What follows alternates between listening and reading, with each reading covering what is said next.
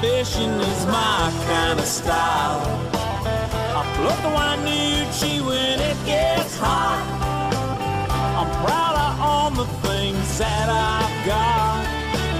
I'm digging in moss bags up in the sand, and after work a cold beer in my hand, picking wild berries off God's land, and drinking my buddy's homemade wine, living Northwest wild.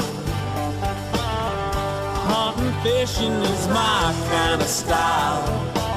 I float the Wainucci when it gets hot. I'm proud of all the things that I've got. I'm digging in moss bags up in the sand, and after work a cold beer in my hand, picking wild berries off God's land, and drinking my buddy's homemade wine in the Northwest wild.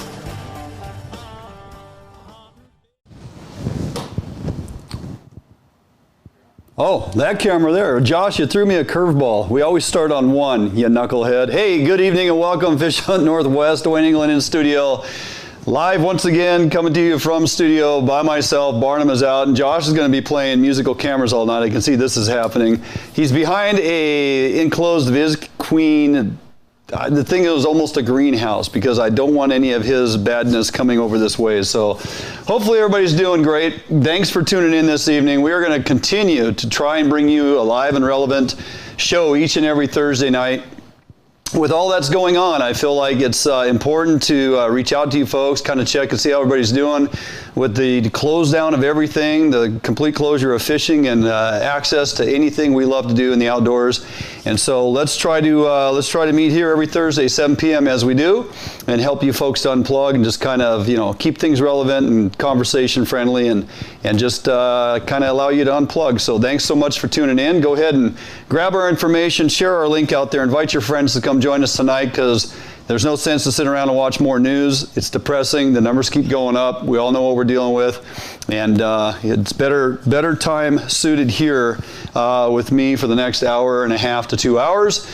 We have a decent show lined up. We're going to talk to a few guests via the phone. Obviously, what we really enjoy doing here at Fish Hunt Northwest is to bring folks in studio as guests, but that's not even an option. It's not even an option to have my partner Barnum here. Maybe next week. Who knows? Maybe we can, talk him into coming. But as we know, the governor once again announced today that our shutdown is lasting until May 4th now, extended it another 4 days for whatever reason. The numbers would indicate that they needed to do so. So there you are. We are in status quo for another 30 plus days, all the way up until May 4th. So we need to find things to do to occupy ourselves.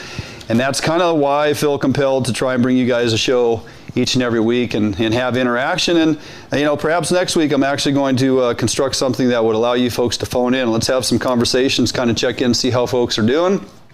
Anyhow, got a great show lined up. We're going to have some guests. We've got a fantastic cooking recipe of the week, as we do each and every week. Got another great how-to, getting you ready for when things do finally open back up and allow us the opportunity to get on the water. So we'll get through this. I want to remind everybody that Fish Hunt Northwest is presented by Better Homes and Gardens, Pacific's Common Real Estate, located in Puyallup, Washington. Of course, our good friends out there at Defiance Marine, located in Bremerton, manufacturers of their Allied series and of course in their glass series, both the Arima and the Defiance lineup. Check them out, because when this thing is all over, you're going to want to make sure you have a quality boat to get on the water to enjoy as much opportunity as we can get our hands around. So moving forward, there's a number of things going on. Josh, as I was lining up guests this evening, I actually put a phone call into Joe Exotic and Carol Baskins. If you guys haven't taken the time to watch Tiger King, because it's all the rave on social media, I got to tell you, Sheri and I finally caved in the last couple of evenings. We've been binge watching that. I cannot believe the amount of common folks that come together. When the most logical. The voice of reason is a former drug dealer that did federal time. You got to kind of ask yourself, who are these people? Where do they come from? And thank God they all find each other to come together to make it interesting for us to tune in and watch the saga unfold. It is worth the time. Again, you're locked down in the house, so to speak. If you're not working with basic errands, going to the grocery store, what have you, a little get outside time. You know what? Get the kids to bed at whatever point suits you in the evening. Grab the spouse, sit down and binge watch some of the Netflix stuff. Tiger King is one that you need to definitely tune in and check off of your bucket list. You know what I wish, Josh? I wish they would also bring back, or I guess you could probably pull it up on Netflix, but Breaking Bad would be a fantastic binge watch. That would take you literally days to get through. If you find yourself running out of material to tune into. Also, an all-time favorite, I just keep pulling up old Meat Eater episodes. How can you not just keep going back and watching Ranella?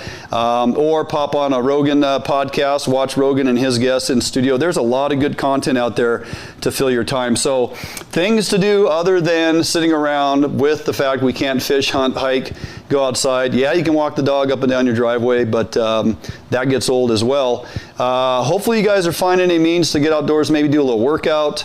One thing we have going on here is I had posted up a photo contest based on food. So many people are putting up fantastic recipes, and I had put up a photo food challenge contest, so to speak, meal of the day photo contest. We're going to announce that winner later in the show. Most likes wins, drawing people to our page and our content, of course. But one thing that we can all can kind of relate to is that we spend an entire year throughout seasons opportunity and putting stuff in our freezer. This is a great opportunity because I don't know about you, but typical schedule when we're busy working, we got kids, grandkids, busy schedules, just a lot of things going on. You want to do certain recipes, but you don't always have time. This is a great opportunity to take some of that fantastic venison or some of those game birds or some different types of fish you have in your freezer.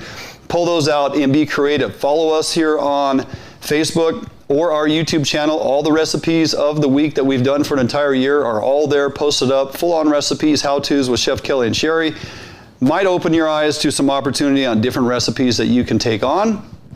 And also, you know what? We'd really like it if you jump on our page, post the pictures and your recipes, kind of put a little blog on there, share it with other people through us so that everybody can enjoy this time and utilizing it to spend the day being creative, trying new recipes. Grocery stores are still open. Go buy some of those things you don't normally purchase and come home and make some fantastic meals. So it's all just trying to find usefulness out of the time we have and trying to be creative and not just get caught up in the same old dull routine day in and day out. Challenge yourselves. Again, get out, work out a little bit, be creative with your recipes, try some new things, and let us help you do that. So we'll get to the winner of that contest later on as we progress through the show. Hey, one thing I want to mention is, as we are shut down statewide basically for non-essential through May 4th, a lot of our businesses in all walks of life are going to take a tremendous hit. It also carries over into the fishing industry, obviously, taking a double hit because non-essential businesses, plus the fact fishing is completely shut down. So even if fishing was open, the guides, the outfitters, the charter captains, you still wouldn't be able to work simply because they would recognize it as non-essential. That being said, folks, do us all a favor for the survivability of this industry. At some point, we'll be back in the stores, we'll be shopping, we'll be buying tackle, we'll be doing our thing. Get online, surf around, call up that favorite charter captain, that skipper, that guide, that outfitter that you connect with once or twice a year. Get on the phone with him or her, get to their webpage. You know what? Book a trip. Get your spot logged in and secure that spot for when things do open back up. Helps them out, helps keep them afloat in the time that we're all waiting, especially if you're still working, like me and those that are essential employees. Your finances hasn't changed. If you can afford to, reach out, contact some of these outfitters and these guides, these charter captains. You know what? Book a trip, give them your down payment, help keep them along. These guys are trying to file for unemployment, and to be honest, a lot of them are not going to get it, which is really unfortunate.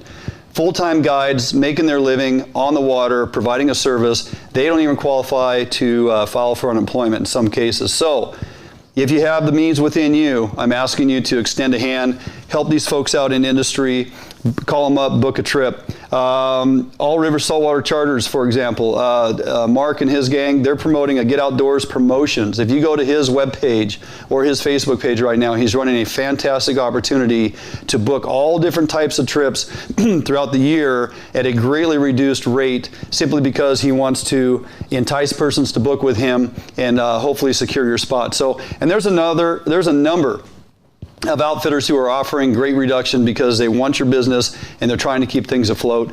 I was contacted today by Northwest Fishing Partners, okay, Sean at Northwest Fishing Partners. They're going to run a campaign. They actually launched it today. It's a fundraiser for our charter fleets and continue to support our veterans and heroes, but they're trying to do a money drive for the charter fleets out of Westport.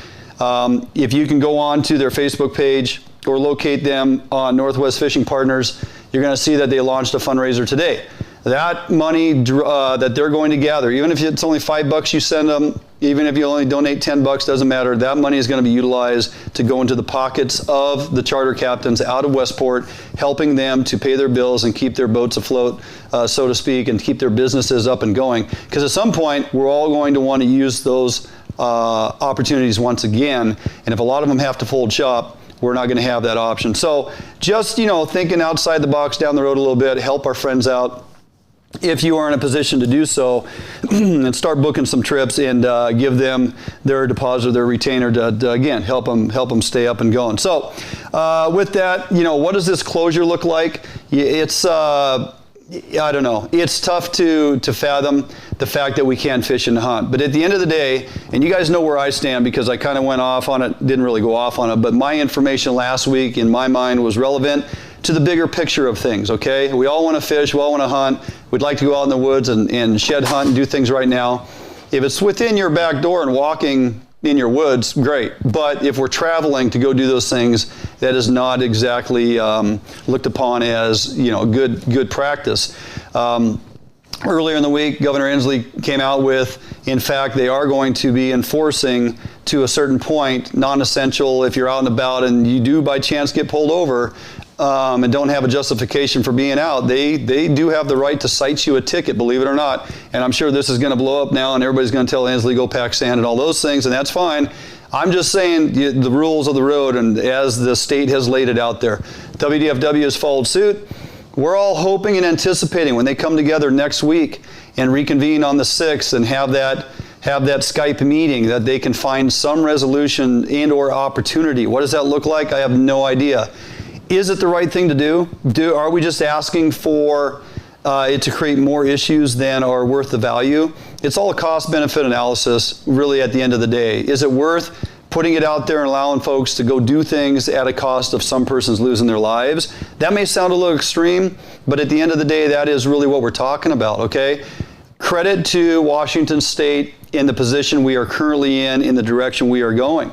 If you've been following the news, you understand that the implementation of the programs that they have in place and the directives that are currently being followed, our numbers are hitting a certain point and almost to the point we're going to start flattening out, I guess, and hopefully start that downhill slope.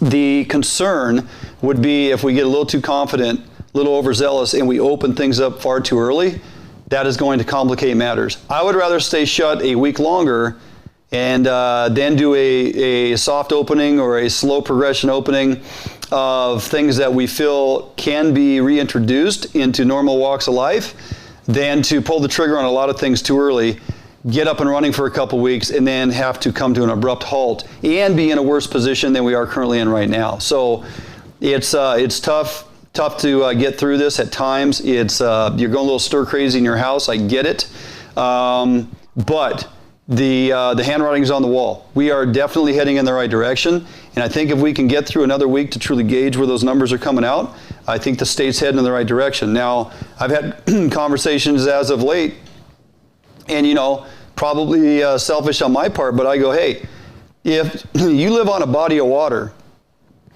and they continue to keep all fishing closed, I mean, could they at least have the conversation that for those that live on a body of water, don't have to travel, if fishing is open under normal regulations, can you fish your body of water without travel? Yeah, probably would appear a little selfish to the masses, but you know, not all of us have the opportunity to live on water, have water in your backyard, and I guess if they were to open it up to allow me to stand on my dock and fish, I'd have a lot of buddies calling up on the phone saying, hey, could I come over? Are you going to be home today, or can I use your dock? I get that. So there's a concern there.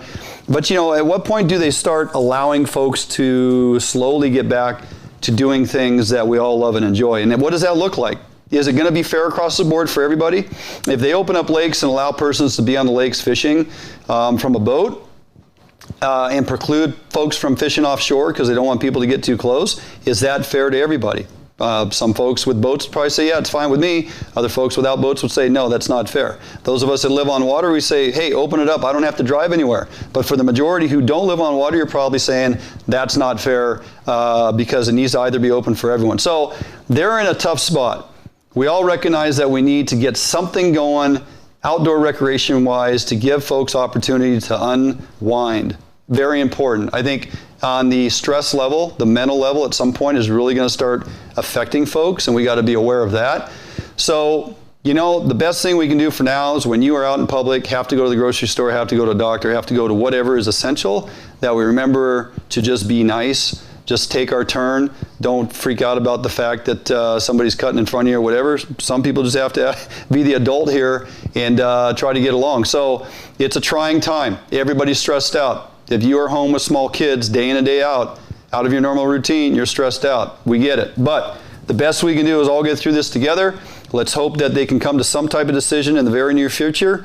And perhaps we get some waters open back up. It allows folks to kind of start doing things perhaps within their own county. Might be a measure that we can introduce. Who knows? Anyway, let's get through this together. Let's be cordial on social media. And next week, hopefully on the 9th when we're doing a show, we're talking about some openings and some potential for us to do things that aren't going to jeopardize us heading in the right direction. Okay, with that, I had also put up kind of a small poll, not, you know, no professional poll by any means. I had just put up a random selection of a few choices in what folks would think may happen over the next week. A was to maintain all current closures possibly to the end of April. B would be open year-round lakes. C would be open all lakes to include lowland lakes, which normally open on the trout opener, which this year was slated to be April 25th, your fourth Saturday of April, to give folks opportunity to spread out, but also require folks to fish within your own county, okay? So we're talking about opening up everything, lake bodies of water, to include year-round lakes and all lakes, even open it earlier than normal, but require you to fish within your own county. Open all hunting and fishing, definitely not going to happen. Hoping to get something back by mid-April or, you know, maybe by the end of April. Overwhelmingly, everybody was saying A. You guys have already resided to the fact that it looks like, in your minds, overwhelmingly, folks really feel like things will remain closed until the end of April. And now with the extension with the governor to May 4th, what does that look like? So, I don't know. WDFW has to try to find balance. We're hoping for something. When we don't get anything, I don't think there's going to be a lot of people all too surprised. So we'll just kind of keep eyes on that, see where it goes, and by this time next week, the conversation could look completely different. All right, with that, we do have some things that we've been watching, keeping eyes on. North of Falcon is still going on, folks. We have a lot of decisions that are being made. Meetings are really coming into a timely fashion here. April 3rd through the 10th is when decisions are really handed down as far as all the options that have been laid out there on the table and discussed in meetings in all the different regions. Okay, what does it look like? How's it shaping up? Where are we going to truly land based on forecasts and agreements on some of our fisheries? So just walking down kind of a short list of a number of things they've been working on. Here are some options that are being discussed.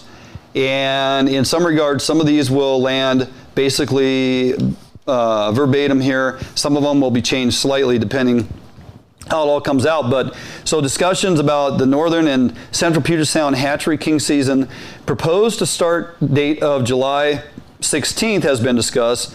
because of the increase of quota, just over 7,000 fish, which is up a little bit from last year. Hatchery marked Chinook in that northern and central sound. Last season's both areas did not open until July 25th. Remember, we had a delayed opening. This year they're trying to edge that back to get us back on our normal target date of July 16th. So we'll see where that comes out. The coho fishery in central Puget Sound is projected to begin on June 1st. So that's encouraging if that one actually lands. In the central or south central sound, primarily area 11 is what they're talking about. Initial proposed season would begin July 1st. And with a bump in the summer hatchery Chinook quota. So we are doing a little better this year in our hatchery Chinook abundance in Puget Sound. So keep that in mind. Also, a possibility to reinstate the coho opportunity in October. Last year we didn't have that. San Juan Islands is still being discussed. Would be favorable for some of you depending on what time of the season you like to pursue Chinook. Basically is kind of what's out there. So there's some different dates and time frames being discussed. The problem there is that there's a chance of additional cuts on the season because of the highest percentage of impacts on that Stillaguamish Chinook occurs when the island fisheries are open. You got to remember that Stillaguamish component is a huge factor in some of the decisions that are being made based on numbers or abundance of fish that we can access. Anytime we're conducting fisheries in those island areas, it does have an impact on that Stillaguamish number. We could spend an entire half a show talking on the Stillaguamish factor, in that, that may be a run that is not going to come back. That may be a run that they need to supplement with hatchery broodstock as they are and continue to try and build it, but not penalize everybody else trying to fish Puget Sound because of it. So it's a checks and balance that they need to figure out at what cost. When we continue to close the San Juan Island opportunities up in that Area 7, for the whole month of August, there's a detrimental cost to the fisheries, to the businesses, to the charters, to the industry overall, and at what cost based on the numbers of these Stillaguamish fish. So it's a fine line. It's a constant point of contention that needs to be resolved in the next couple of years. WFW is also looking at creative ways to meet impact criteria, going from daily fishery to possibly opening 3 days per week in certain marine areas. In other words, trying to extend out the season or give you opportunity, depending on what days of the week certain areas would be open. Maybe we fish a Thursday, Friday, Saturday. Maybe we fish a Sunday, Monday, Tuesday. Probably more like a Thursday, Friday, Saturday. Kind of like what they had introduced as an idea or an option for this season if we would have had opportunity for the April ongoing reevaluation process as it relates to our Columbia River Spring Chinook. We had Bill Monroe Jr. on last week talking briefly about that once again, what that looks like as they continue to monitor the progression of the fishery, making sure we're not overfishing, but also making sure we extend into good fishing time of season based on numbers and time of year. Once we get April 20th and beyond, your opportunities are pretty good. And if we're fishing 3 days a week, the opportunity for more days on the water later in the season is the reality. So that's kind of what they're discussing in those regards. Possibly increase the minimum size of Chinook up to 26 inches. I hadn't heard that till I read it in a report the other day.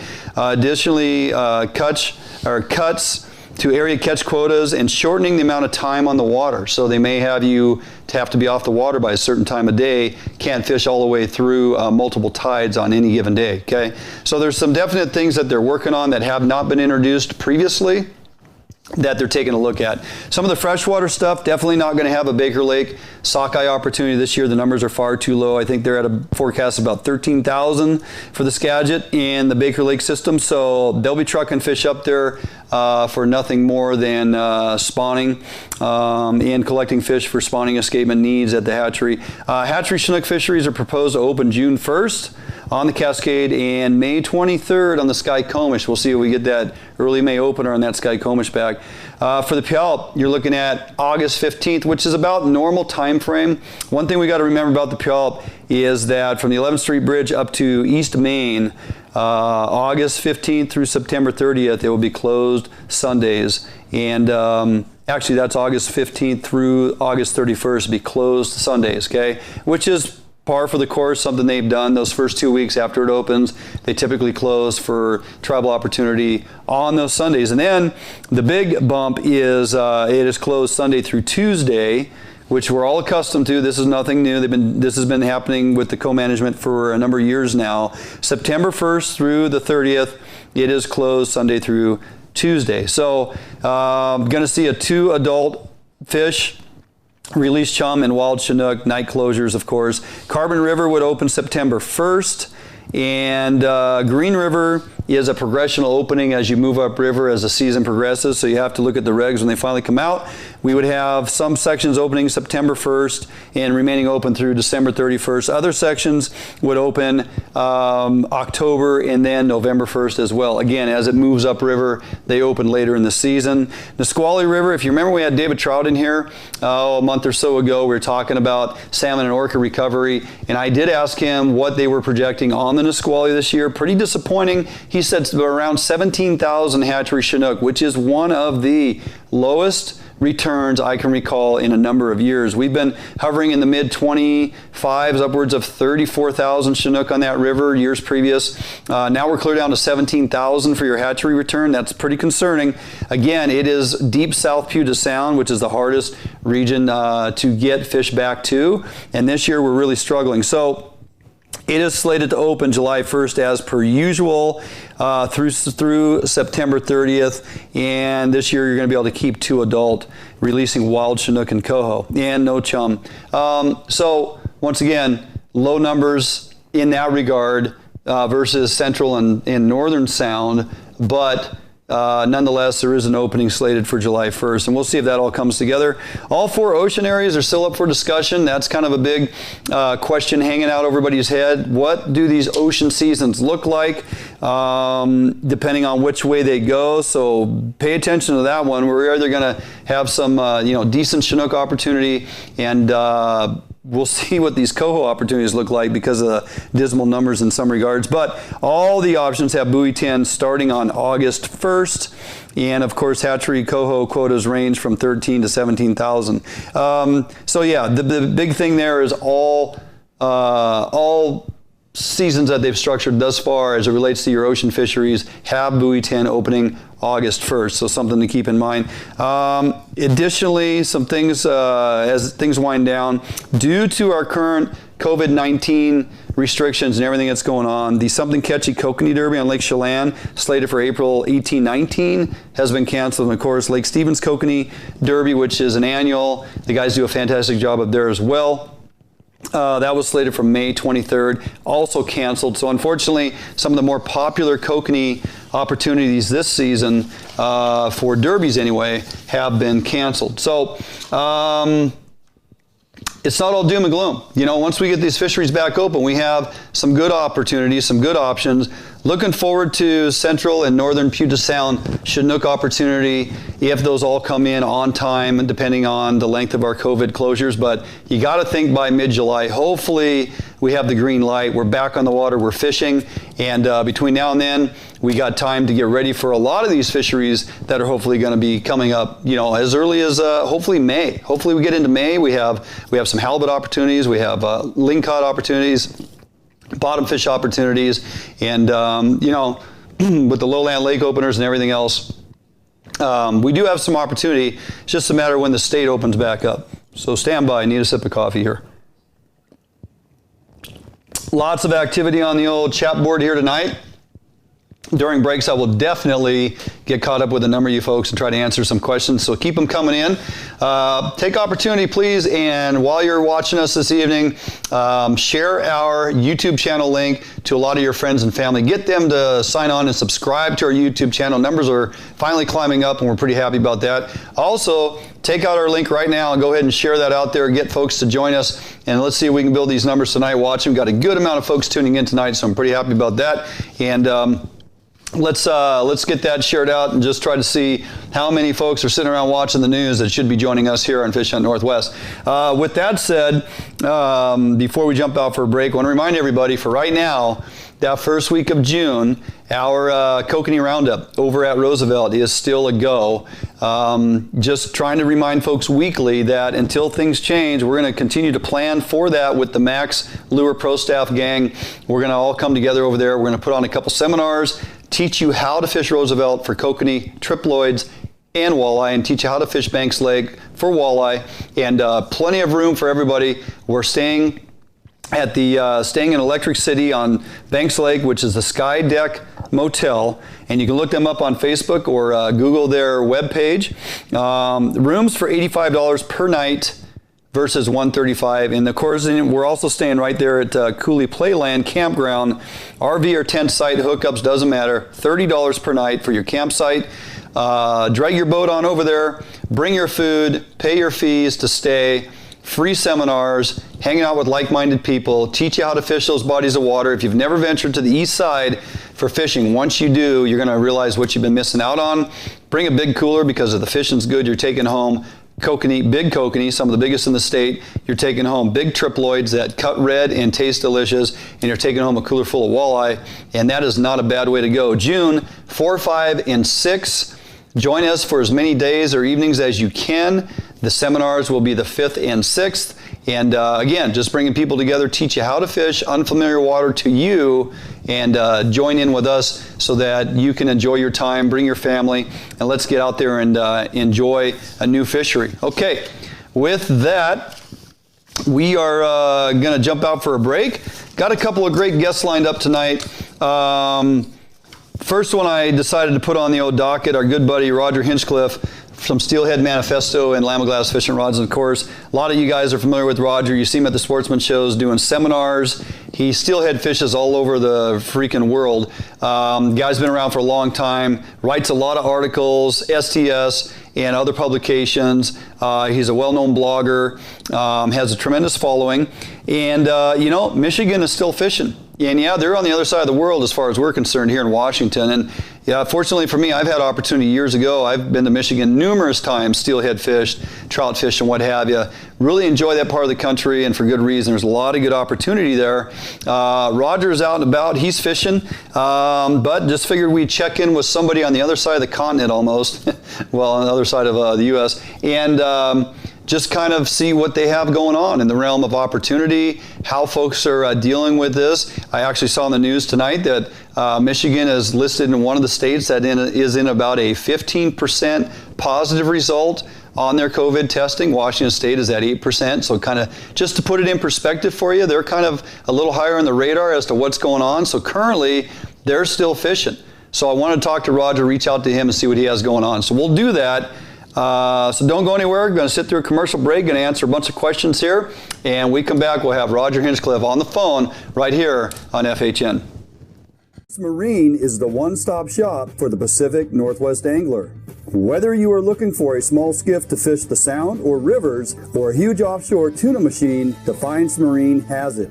At Defiance Marine, be sure to power your boat with a Honda outboard package. Take advantage of the reliability and 5-year top-to-prop warranty on your Honda outboards. Our service department is always here to help and serve you as the customer.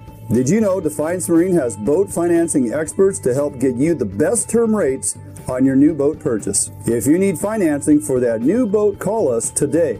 We guarantee the best price, best service on a repower for your current boat. Defiance Marine is a Honda Premier dealership and one of the largest on the West Coast. Defiance Marine also carries all the gear that you will need. Everything from auxiliary kicker motors to fishing tackle and bait. Defiance Marine has certified technicians that are top-notch at their job. Some of the best in the Pacific Northwest at evaluating your boat issues and problems. Stop in today or give us a call for all your needs at Defiance Marine.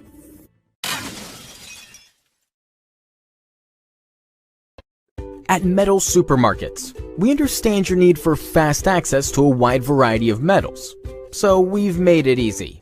Our network of stores carries a wide variety of metal in all different types, shapes, sizes, and grades, with no required minimum order size.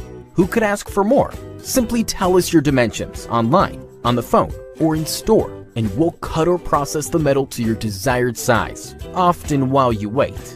We offer same-day service and can deliver the metal right to your door or job site. We even source hard-to-find metals, so no matter what you're looking for, metal supermarkets can provide it for you. And we're conveniently located with brick-and-mortar stores in Seattle and Portland, so you can check out our extensive stock for yourself. Superior customer service is guaranteed. Quality service from real people who know metal. We are the small quantity metal experts. To place an order, simply call a store to talk to one of our knowledgeable customer service representatives. Fill out a quote request online, order off of our e-commerce website, or visit one of our many locations and pick out the metal you want. Whether you're a small or large business, government, homeowner, or hobbyist, we make it easy for you to buy the exact metal and just the amount you need. We've been doing this for over 30 years, so we know how to get it done. Metal Supermarkets, the convenience stores for metal. Visit or call a metal supermarket store near you today. What if there was a smarter way to search for your new home? Introducing the Better Homes and Gardens real estate website and mobile app. This revolutionary new search tool puts your needs first. Narrow your search to what matters most to your family, like school data, school districts, and even walk scores. Get easy access to your local affiliated agent, as well as unique and local insights about neighborhoods and properties directly within the app. With synced and saved preferences, you'll always pick up wherever you left off. Get your smarter search started today with Better Homes and Gardens Real Estate.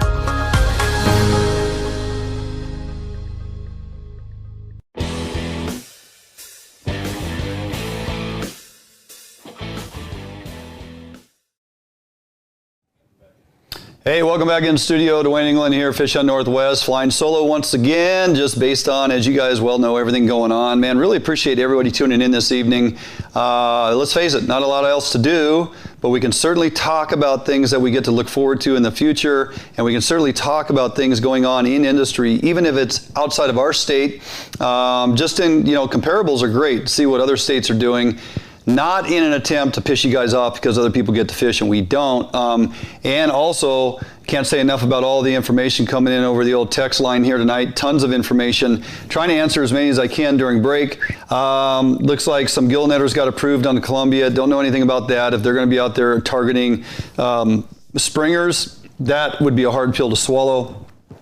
Looks like based on a lot of this information coming out tonight, I'll have to make some phone calls to make sure we have accurate information, not just based off of internet information exchanging, and truly dial it in to see who is on and off the water. I've been asked a lot over the last week, hey, are the tribes fishing? And for the most part, I tell you, I don't know, to the full extent. I know some of it, who is and who isn't, in regards to subsistence and what they're allowed to do within their own decision-making process. But again, the state doesn't regulate what the tribes do. If they're telling their people to go get some food to take care of their families, there's not a lot we can say about that. Or, should we? Is that any of our concern? So for the overall look on this thing, yeah, if there is commercial industry out there fishing, apparently there's a report today, a bunch of guys with boats out in Westport going crabbing for the commercial guys. Okay, well, grocery stores are still open. Food still needs to find its way to market. And how that affects fishing and crabbing in our state when it's all closed to recreational, we don't make the rules here at FHN. I understand the frustration, but at some cost, there are certain industries that are still going to be able to go and do their thing because it's warranted. Anyway, don't let that spin you up too much. The fact is we all need to stay safe, and eventually we'll get back to fishing. And in the meantime, graciously waiting on the sidelines, on hold, our guest first time to the show, Roger Hinchcliffe. How you doing, buddy? Hey, I'm doing good, Dwayne. I appreciate you having me on. And it's definitely trying times for our nation right now. Well, the whole world, for that part. Yeah, you got that right, for our nation and the whole world, absolutely. Well, it's kind of a two-pronged approach as we look at it, simply because, well, not only is it major shutdown for a lot of us in the realm of work and daily life and all the things we have going on and kids out of school and no entertainment out there, no sports, but here in Washington State, we even are subjected to a complete closure of our fishing. our hunting opportunities coming up for spring bear, spring turkey, youth turkey hunt canceled this up and coming weekend. So we got a tremendous amount of closures here. On the other side of the nation, you guys in the Great Lakes area, throughout Michigan and all the Great Lakes areas and those states surrounding, you guys are still fishing. Let's talk a little bit about that opportunity and who's taking advantage of that, and is it exclusive to the recreational guy or gal? Are the guides still out there performing business as usual? What are they doing in Michigan? Well, in Michigan, fishing is still open except for guides. Guides and charter boat captains are not allowed to conduct business as of right now. And fishing is completely open. There's only one closure that we have, and that's on the Manistee River, and it's at Tippy Dam. Now, the river's open to fish. You can still go there and fish, right? But they've closed Tippy Dam down due to it being a dam situation. A lot of the anglers were getting too close, and from what I was told from some of my buddies that guide up there, the state police showed up. They tried to get people to keep the distance, and they kept having to come back. And finally, they just had enough and said, hey, we're shutting it down, right? So other than that, I mean, fishing is still open.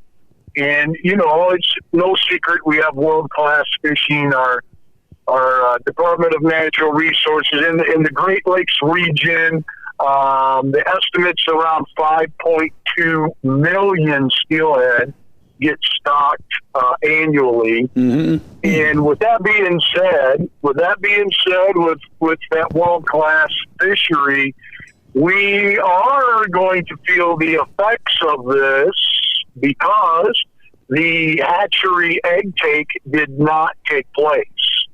That was canceled. However, the steelhead stockers that we've raised, to stock this year, all of those are getting released right now as we speak. Right. So basically what I'm trying to say is once we get through all this, eventually we could see a decline in a couple years in the run due to this egg take. So we're not going to have the eggs to grow those fish to stock in 2021 is basically what that means. Why do you think it is, Roger, that they opted to not recognize, hatchery employees who would be out collecting eggs or during that egg take process in this time of year, which is so critical? Why would they not look at that or recognize that as essential work? Here in Washington, even though our fisheries are closed down, we're rearing a lot of fish right now in hatcheries. We have over 6 million trout that are in our hatcheries slated for and have already begun to be released into our lakes for our lowland lake opener. Not to mention you have all the hatchery abundance of the salmon that are being reared right now. We have all the steelhead that have been collected. So that is ongoing practices, albeit hatchery staff is to a minimum, but we have what is deemed as essential because, let's face it, those fish need to survive and they need to be well taken care of so that at the appropriate time they can be released or whatever the goal is, right? So the front side of that is based on collection. And so why would a state like Michigan, with all that's going on and the opportunity to still be out fishing, why would they not have essential hatchery program folks out collecting those fish and those eggs for future generations? Well, from what I've been told, it was too because the governor had shut them down at that time. But that's a great question. I'm on the cold water steering committee for the state, and we typically have already had our spring meeting, but that got canceled as well. Sure. And so that's a great question, and we'll have to circle back and really dig into that to find out, was that more so it or was it something else? I mean, our fish are like your fish. I mean, they do return from age 2 all the way up to age 6. Right. And we have so many of them, maybe they, and that's the other thing too I want to make sure I'm very clear on is in a couple years from now, if we see a decline, some rivers may not see a decline. at all. Sure. And then there will be rivers that will see a decline. And the other thing, too, is we also supply eggs to other states, like Indiana and Ohio. Sure. Now, we're not exclusively giving them all of their eggs because they have their own hatchery program, but the bottom line is there's no question we're going to beat this thing, but eventually we may see some effects of these decisions. And I did confirm, because I am a hunter, some folks don't know that about me, I love to hunt as well, there is not going to be any cancellation as of now for our spring turkey season. Oh, lucky you. Yeah. Yeah, and I got lucky. I did put in for a permit, and I did draw one, so I'm going to try to, get some turkey hunting in here in the next couple weeks coming up. Yeah. So yeah. I was happy about that, but, we're fortunate, and I'll tell you, who the hell knows what's going to happen? Right. I mean, next week, I could be emailing you or calling you and letting you know, they shut us completely down. One thing I had pointed out to our viewers tonight is that I caught the news earlier this afternoon, and they were pointing out the percentage of positive tests per area, and obviously New York, Florida, Virginia, a few are on the high side of things in the 20 to 25 percentile. Michigan was in a group of states that are testing in positive in around 18%. Washington State is under 10 and around 8%. So it's interesting that you guys are kind of like on the mid-high line of the amount of tests being performed and the actual positive tests that they're coming out with, and they're still allowing you guys to be outdoors and go fishing, which, in one regard I think is great. On the other side of that, if they continue to go up, I think they're going to probably tighten down on you guys as well to minimize the goal here in Washington was to minimize the opportunity for folks to travel. If they don't have a destination to go to, then there's no reason to be out and about. And I think everybody would agree with that. All that, being said, it really ticks people off until you can wrap your head around this thing. Once we start seeing those numbers go down, we feel a sense of, okay, maybe we are doing the right thing and we can get back to normal sooner than later. So I'm very encouraged that, you guys still have opportunity to go fish. It's also concerning to the point of the positive numbers you guys are displaying, and yet you still get to go fish. So it's kind of complex. Yeah, no, I agree with you, and that's why I'm making that statement that I just don't know what could happen. None of us do. Yep. The Great Lakes fishery as a whole is worth $9 billion a year. Yeah. It's pretty crazy, and so it's very important to our economy, like yours. And I think that the outdoors is the best place for people to get out and get their mind off all of these problems that we're all facing right now. I know the river, to me, is kind of my sanctuary as well. I am a man of faith, and I do go to church, but I'm saying it's a different kind of church. Yeah, absolutely. I mean? Yes, yes, absolutely.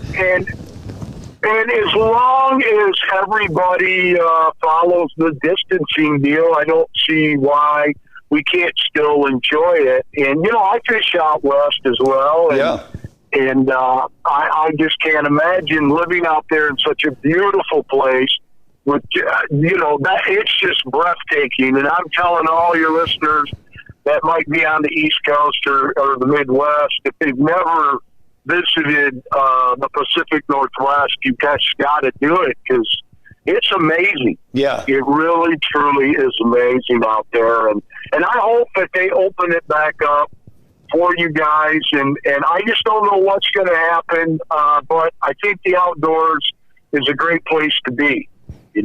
I agree. I'm happy for you and the fact that you get to go partake in a turkey hunt, provided they don't close that down on you because it's not too far for you to travel. So you got a nice little niche there.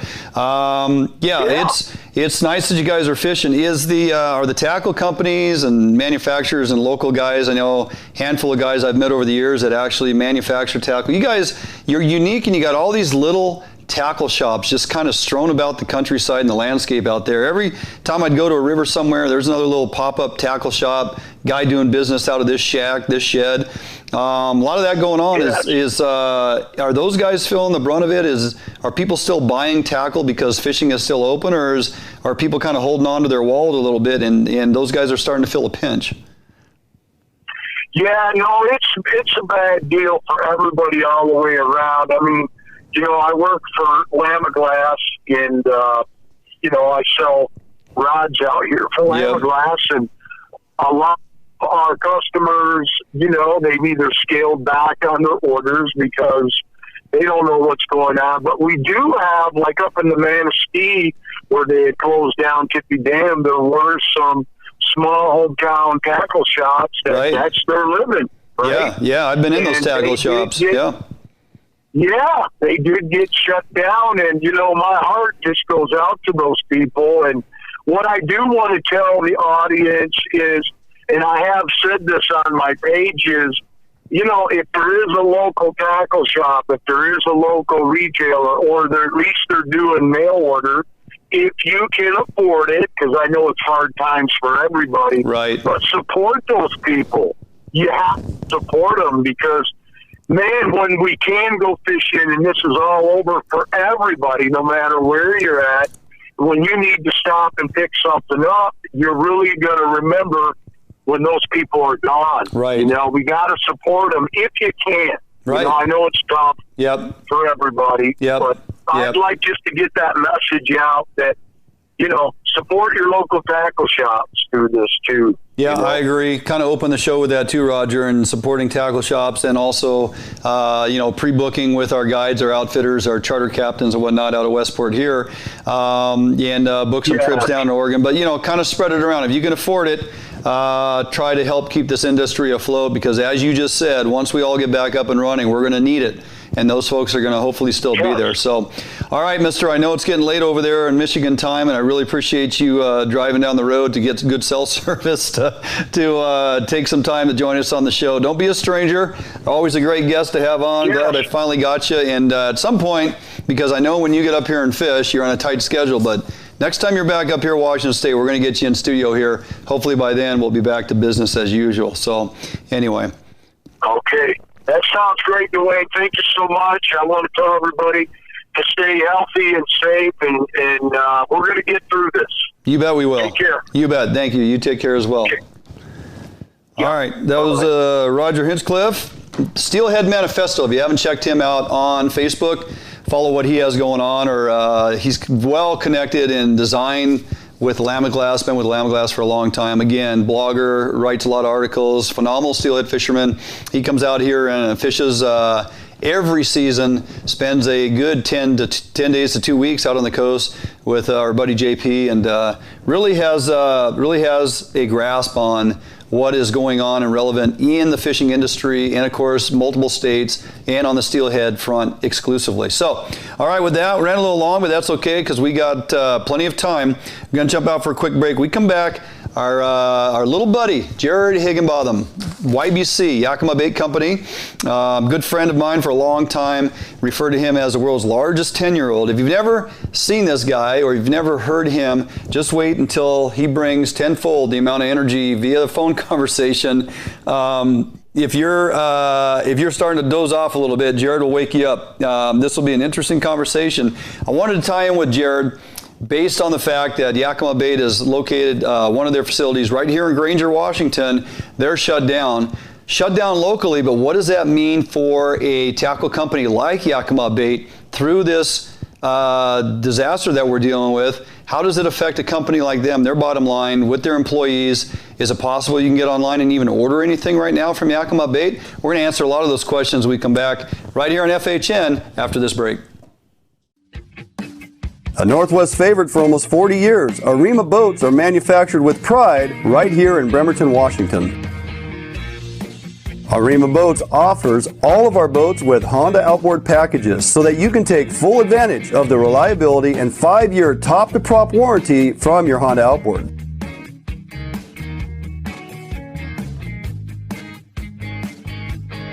With literally thousands of Arima boats on the water throughout the Pacific Northwest, Arima boats are a proven hull design that offers incredible fuel economy and all of the amenities that a serious angler is looking for.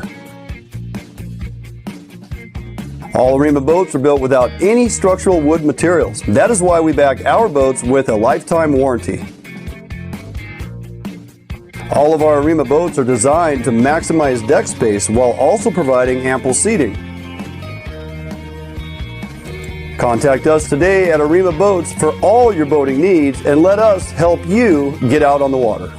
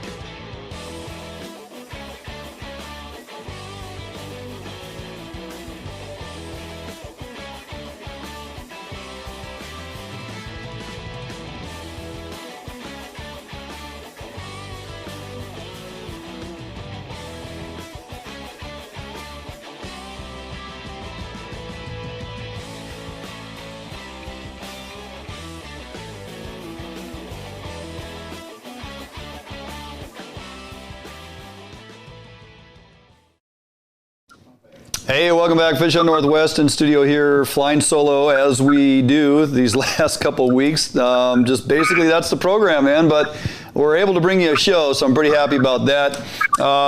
Great interview with Roger Hinchcliffe. Hopefully you caught that, and thanks for everybody sticking through the break here. Lots of good questions going on, and trying to answer as many as we can. So I say we, by we I mean me, because Josh is just putting stuff on here like telling maybe that Inslee should be introduced to Carol Baskins. That's useful information, Josh. Thanks for that, as you laugh. Anyway, Carol Baskins is not on the phone. Who is on the phone? Our little buddy Jared Higginbotham, the world's largest 10-year-old, all the way from the other side of the state. How you doing, big fella?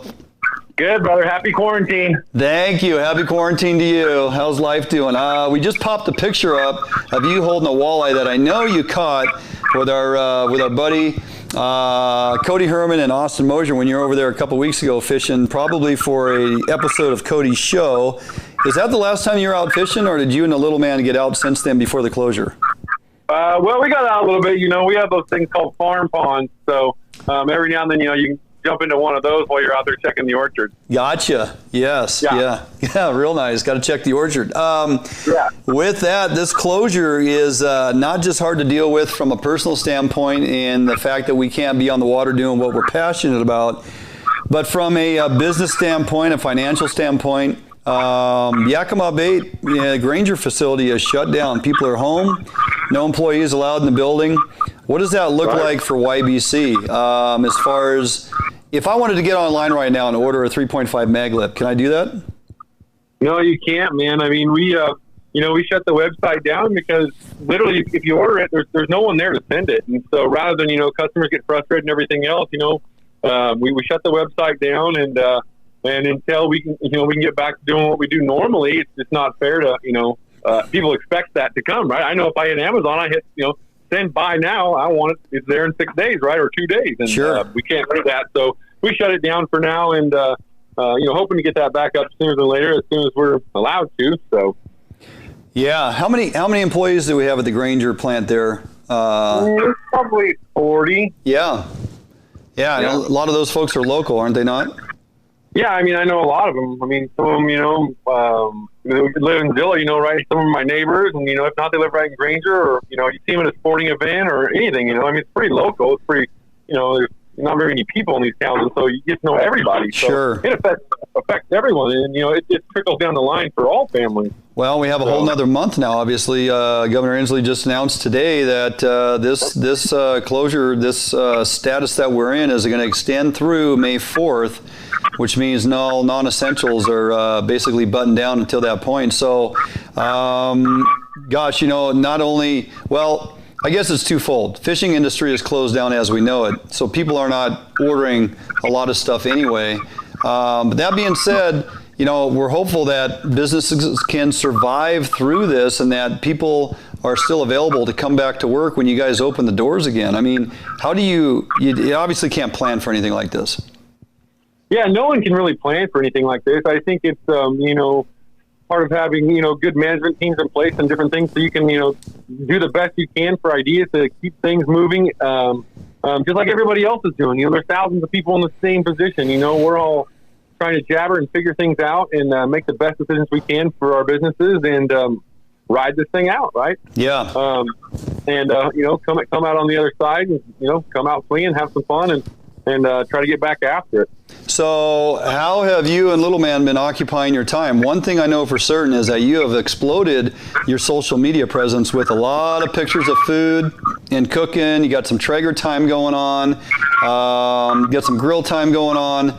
Looks like you're taking full advantage of trying some recipes that maybe you hadn't done for a while, or you're experimenting. What's occupying your time? Definitely food.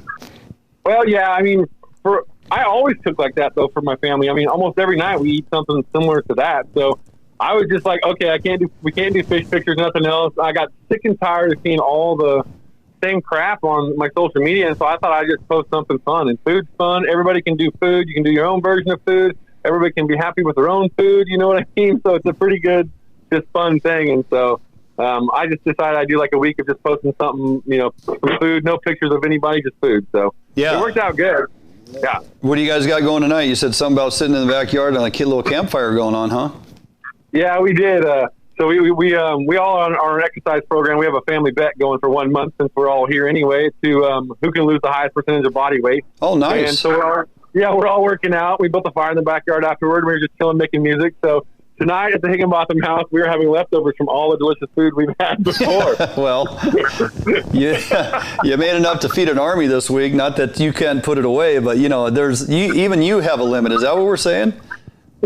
No, man, I don't have a limit of what I can eat. I have a limit on what I should eat, right? Yeah, gotta definitely draw that line at some point. What's the workout regimen consist of? What are you guys doing at home? I know some people struggle because they live in an apartment or tight neighborhood with the adjoining house 4 or 5 feet apart. It's like, what do you do for exercise if you're kind of stuck in your house? I got some things I can do here. Out at the lake with a steep hill and some running and whatnot. But what's on your regimen? What are you doing for exercise? Well, I know my kids are here. They're doing they're doing their own exercise. My daughter, which one are you doing, sis? Beach Body on Demand. So my daughter's doing Beach Body on Demand. What are you doing? So my daughter and her boyfriend are doing Beach Body on Demand. Hunter's doing sit on can play Xbox. I think that's what his. Yeah. Is that what you're son? Is it sit on can play Xbox? Right. Yeah, so yeah, he's the sit on can play Xbox. It's working out for him. He's in the best shape out of all of us. Oh, perfect. Well, he's doing it right then. Thumbs are huge. I mean, they're huge. From playing that game, they're giant. So. Giant, biggest thumbs on the planet. Hey, at the end of the day, this is some quality. When we look back on this years from now, you're going to remember the couple months home with the kids that you may not have had, so many hours invested at this point in their life. As for many people sitting at home, the opportunity to invest these extra hours in their kids' lives right now and influence is something that I guess you kind of take for granted because you're just busy all the time and don't get that, you don't get that type of time with family and especially your kids. Now that we have it, for some people it might be driving them nuts. For guys like you, you're taking full advantage and making the best of it. So hats off to you. Oh, thanks, brother. Yeah, I mean, I'm fortunate. It really just reminds me of the 80s, bro. Nobody had any money. If anybody came over, it was an immediate family member. You didn't go anywhere. You didn't eat fancy dinners. You grew your own garden. You killed your own hogs and butchered your beef. And, you ate all your own stuff. And so there wasn't this going out, everybody going out with electronics. And your family time was your family time. You watched news with your dad. You watched whatever was on at 6 o'clock and Cheers. And you watched, the Cosby Show. And this is normal, right? You sat at home. That's what you did. So it's pretty much 1985, bro. It's like we were in the time machine, Back to the Future type deal. Yeah, exactly. Well, I got to ask you, what you guys binge watching anything? Did you catch the Tiger King yet? No, bro. I stayed away from the Tiger King. I don't really watch much TV. I don't really watch much TV. Last night we watched Shrek. That was cool, dude. But other than that, I don't really watch a whole lot of TV, man. I used to watch sports, and that was kind of my deal. And so there's no sports, and so I just kind of work out and work. I got my computer set up here at home with all my stuff, and so I can work from home. So I do that, and the kids watch some stuff. They're watching they're watching, what's it called?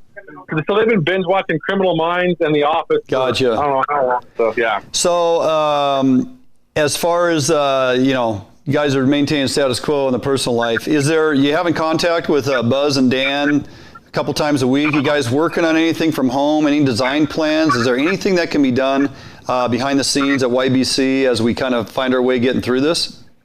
Yeah, that's what's cool is I got a ton of work I can do. In sales, there's all sorts of different things that can take place. So marketing. Sure. So I got a lot of stuff I can do, cool things. And, I'm working on some different things. We got a walleye jig coming out that we designed. We worked on with the Romanax. And, oh, yeah, okay. So that's going to be a super cool deal. And so we got some stuff we're still playing with. And so I can still get emails back and forth and kind of, move some projects forward on the, logic and numbers aspect, but just not, physical. So any design plans? Shane, our good buddy Shane here asked the question, any design plans on a mini spin fish for, something like kokanee? Man, if I was a betting man, I would bet yes on that. I would too. Absolutely. Yeah. What a great idea. Actually, if you saw some photos I posted, I don't know, like sometime in February, me and Buzz, and so Hunter was in the boat with Buzz and I, right? Hunter was driving Buzz's boat while we were doing R&D. I posted those photos. Well, that day we were actually researching R&Ding the 2 and the 2.5 spinfish, so very small, and they were pretty cool, dude. So, all right, well, go ahead and feel free to send me a few of those when you can, and we'll test them right out here in the backyard with a lake full of stuff full of kokanee. You got it. I'll take care of you. No problem. Attaboy. Well, hey, man, appreciate you checking in with us tonight. Wanted to just kind of see how YBC is doing, Yakima Bait Company, and weathering their way through this storm. And hopefully we'll be back on point here before too long if they can somehow find their way to give us a soft opening and start getting some things back and going here. Companies like YBC will continue to be around for years to come, and we get people back to work.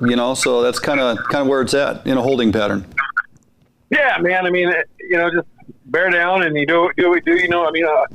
All of our ancestors have done the same thing at some point in time, so we just kind of got to do the same thing, hunker down, get through it, and move on. So. You got it, man. All right, well, be safe, take care, spend time with them kids, and enjoy, and don't be a stranger.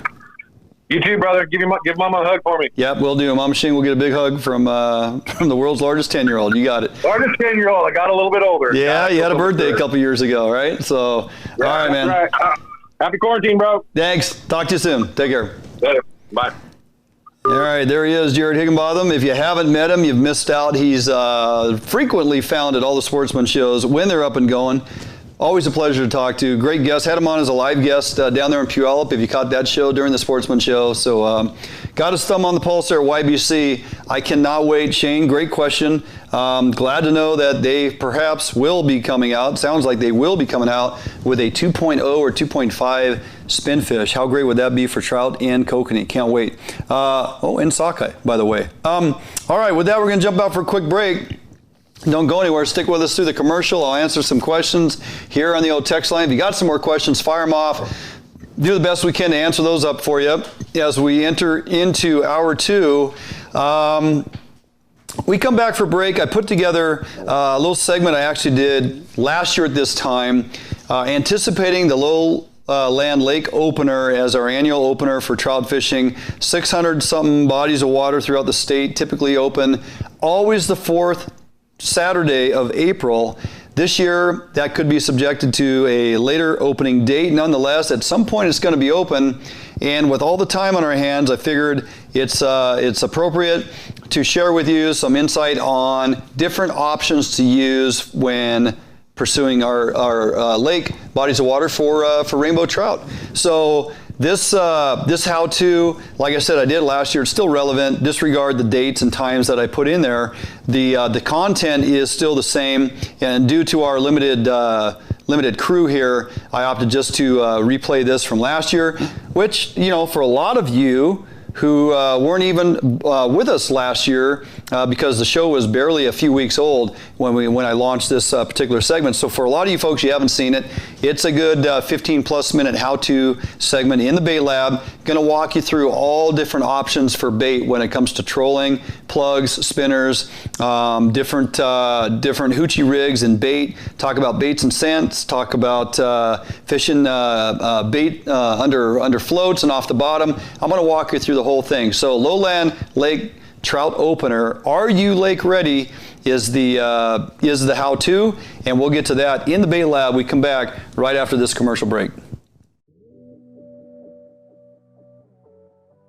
Defines boats are built without any structural wood materials. That is why we back our boats with a lifetime warranty.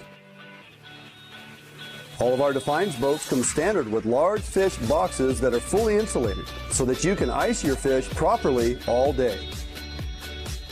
Defines boats feature a 21 to 22 degree dead rise at the transom and a large reverse chine for incredible handling and stability offshore.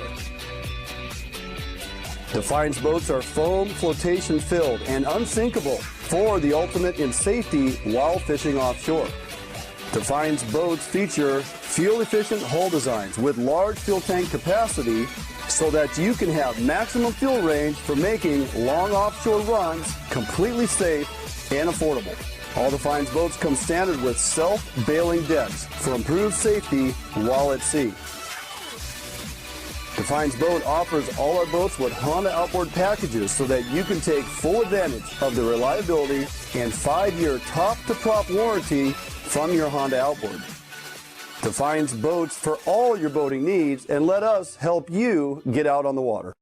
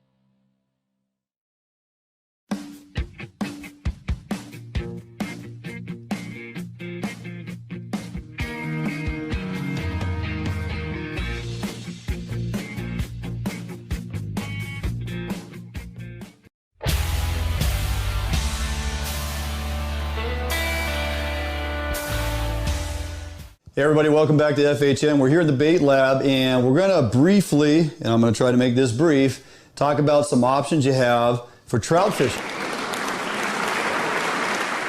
So there's a handful of different ways you can go about trout fishing. Now, it's a great opportunity, obviously, to get young ones out to introduce them to their first fish, given the opportunity of so many lakes that now are finally open after the opener. It's one of the largest fishing days annually for the state of Washington, with over 200,000 plus anglers hitting the waters, and especially getting the youth out to introduce them to fishing.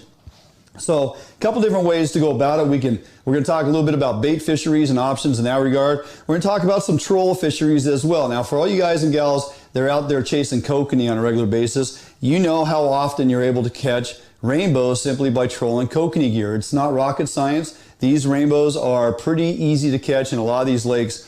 The thing about the lowland lake openers, you're actually going after trout that are that catchable size, 9 to 12 inches in most of our lakes, and they've been pellet fed or food source fed automatically for a very long time. They're not used to going deep in lakes because they've just come out of hatchery reared pens. So the nice thing is these early season trout, these catchables as we call them, are very shallow in the water column. You're not fishing typically more than 10 feet deep. Now, if you are an avid trout angler who has been going after trout for a long time, you realize that some of your bigger fish will be suspended deeper in the water column. And maybe you do want to get the downriggers out first thing and go after some of those nice big holdover fish.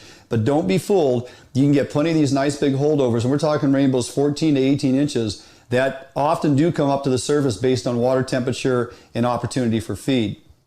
So most of the stuff we're talking about is basically fishing the shallower water column down inwards about 10 feet. Now, troll fisheries are synonymous with catching trout, and I have on the table here some definite options that you can take advantage of. Some of the stuff, as I mentioned, is nothing more than grabbing some of your kokanee gear, some of your hoochies with your smile blades, some of your larger spinners with some type of UV skirting on them, and these are all double hook setups that we use for kokanee. So definitely tip these lures just like you would for kokanee. You even will do extremely well simply by tipping these double hook setups with trout eggs, as well as, say, your Pautzke corn or your gulp maggots or something like that. Don't be afraid to put simply on a Pautzke trout egg or two, one on each hook. It does wonders for adding bait and scent to your trout presentation. So here we're just trolling these little hoochie rig ups. Basically, I got my Dick Knight Dodger. It's typical Dodger, and we got about a 14-inch leader to a small hoochie rig with a spinner blade. This will get kokanee all day long in some of our lakes, but you know what? It's very productive in catching trout as well. And again, I'm simply going to tip this lure with either some corn or some trout eggs, and I'm going to put that out there. Now, I'm flatlining these because these Dodgers, believe it or not, will take your gear down anywhere between 5 and 10 feet, depending on the type of Dodger, the make of Dodger, and the action the Dodger has. At the front of the table here, I got a variance of different types of Dodgers. I have some Rocky Mountain. I have a Sling Blade. I have some Dick Knight Dodgers. I have an old Lure Jensen 50-50, which is fantastic for going after rainbow trout with. It still works. It's old school, but it works fantastic. The UVs definitely aid you in drawing trout in, but the flash of some of these other colors works very well. Here I've taken a nice white one and put some UV tape on it in a broken up pattern just to add extra flash. Gold Dodgers work extremely well when it's extremely sunny out and you're fishing clear water. So just some options. You can never go wrong with pinks and orange and UVs when it comes to trout. Utilize your kokanee gear, put them behind a Dodger. You're flatlining these again because most of these Dodgers are going to take your presentation down anywhere between 5 and 10 feet, depending on how far back you put it behind the boat. Something else you want to do, if you're equipped with decent electronics, you're going to think that you're not marking any fish because you're not seeing any on your finder. If it's predominantly trout in your lake this time of year, they're going to be up above 15 feet typically. So you may mark fish every once in a while. If you're not getting bit, change up your presentation, change up your troll speed, change something. Those trout aren't necessarily down where you're going to mark them with your electronics, so don't freak out. They're up higher in the column once again, so you're not necessarily going to see all those fish on your electronics.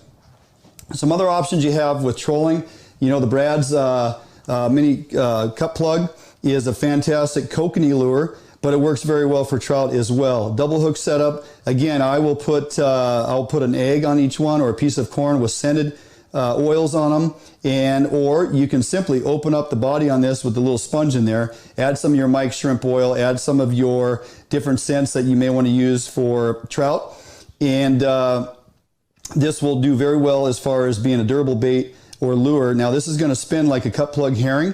You control this behind a dodger and give it about a 30-inch leader because it imparts its own action with the way it spins around in the column. So just another option. It works great for kokanee, and these work very well for trout as well. Some other options we have, so going old school. These old Rapalas or Rapalas, depending, which side of the tracks you come from. This is a 3-inch rainbow pattern. I got this old shad pattern that's a 2-inch. I've had these since I was a kid. Trolling these for rainbow absolutely is productive.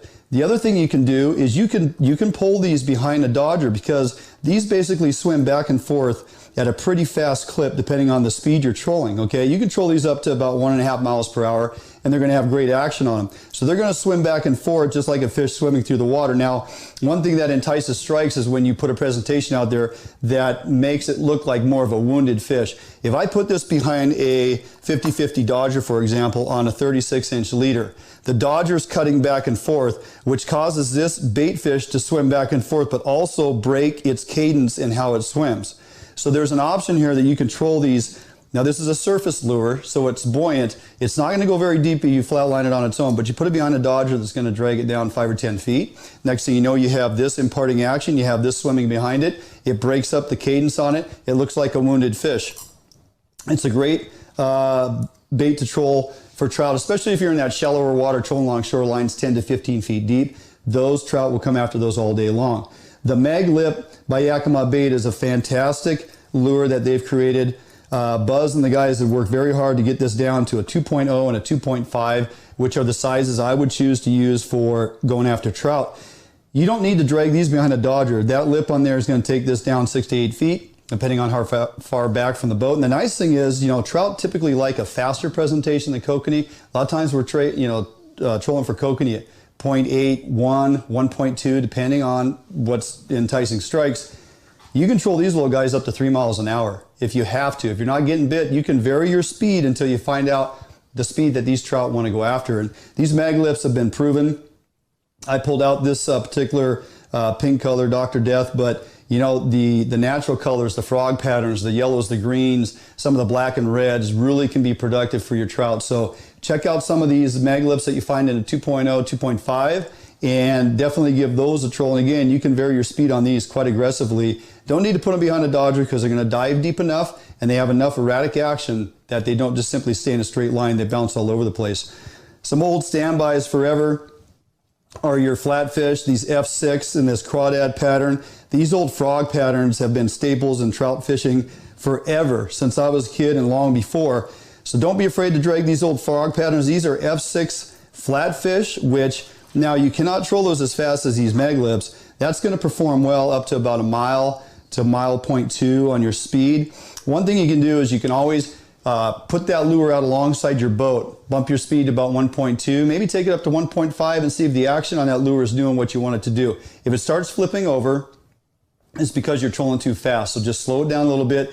The erratic action on those flatfish definitely entice strikes and are very easy to fish simply by flatlining about 45, 50 feet out the back of the boat. The F4 is just a smaller version.